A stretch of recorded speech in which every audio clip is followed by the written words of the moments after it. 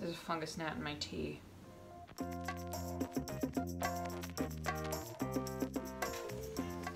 Hey plant friends, so it's Sunday morning and I want to give you guys a little update on my Monstera Subpinnata.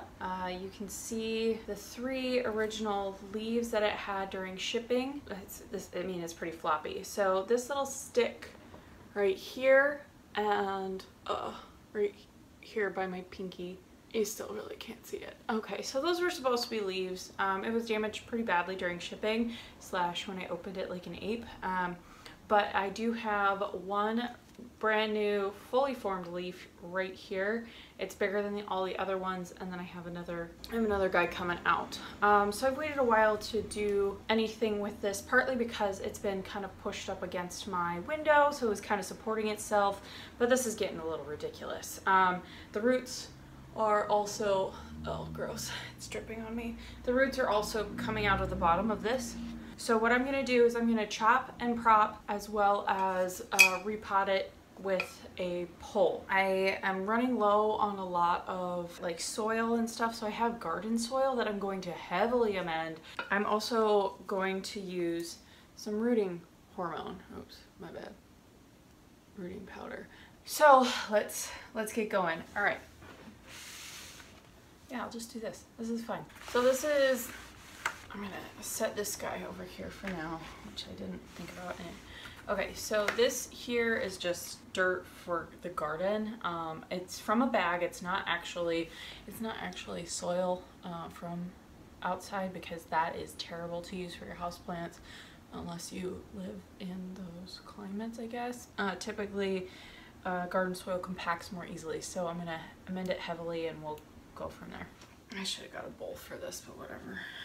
So someday when I have a large enough apartment or storage or whatever, I'm going to be able to mix up my own potting mix, which I would really love, but I don't have the space to keep coconut coir or coir and sphagnum moss. I would love to grow that myself because I think that's dope AF, but I would like to get myself some coconut husk and in one of those compressed bricks, and then I can just rehydrate it, mix in some spag and maybe some slow release fertilizer and some orchid bark, and kind of make it my own chunky mix. I'm making a massive mess and I'm sitting on a rug. I'm making a massive mess. Story of my life. Oh, I finally found terracotta style pots. So they're porous clay. Okay, let's do this.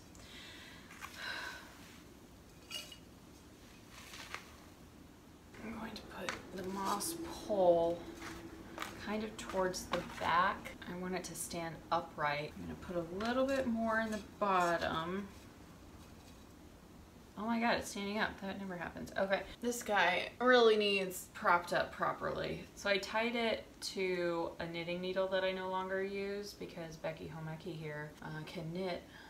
But anyway, knitting needle covered in twine, because why the hell not? And I'm going to unpot this guy. So the pot that it's in right now is biodegradable. I think I gotta cut this guy before I do anything else. Okay, so I'm just gonna cut it here below a node. So I'm gonna try to do the wet stick propagations with these two, because I have never done that. And then this guy is going to be a new thing as well. I'm going to dip this in rooting hormone and just stick it into the pot. Okay, roots are coming out of the bottom, and this is so wet. I was a dummy and just kind of let it sit in water overnight. Don't do what I did.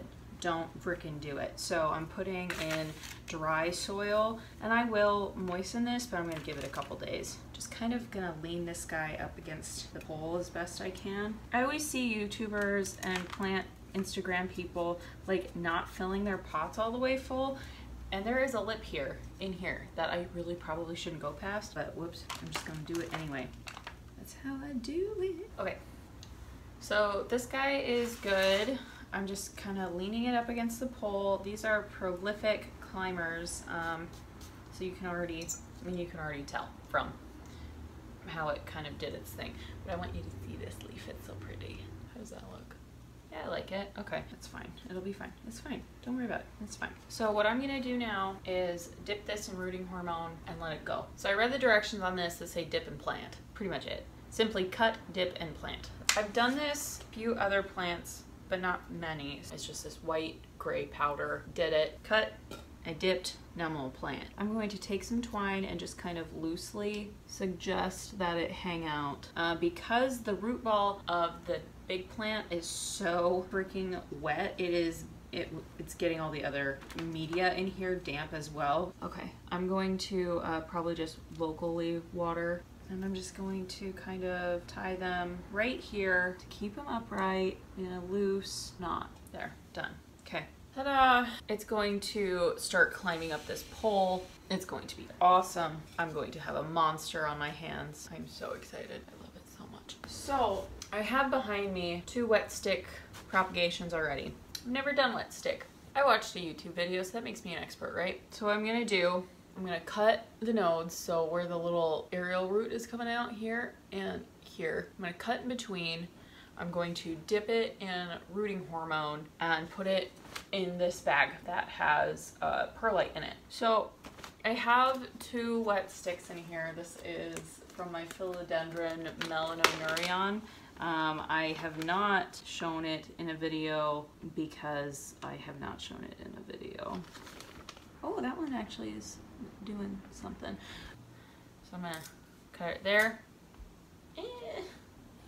Dip, rooting hormone, covering the node. I'm just gonna put it in here. I'm gonna put it right in there. I'm putting the leaf side up. Maybe I should take these off. Let me know if I should take these off. This is kind of a weird one. It's kind of all crooked stuff. So that's gonna go in here too. And now put it back in here. It'll hold the humidity. It won't let any fungus gnats in, which suck. That's all you do. And I'm gonna set it here for now. So there we go. Hopefully I didn't kill anything. I didn't kill the original plant of my Monstera Subpinnata. I just want that Pinnata partita so bad. Thanks for joining me on my propagation journey, making plant mistakes and all that jazz.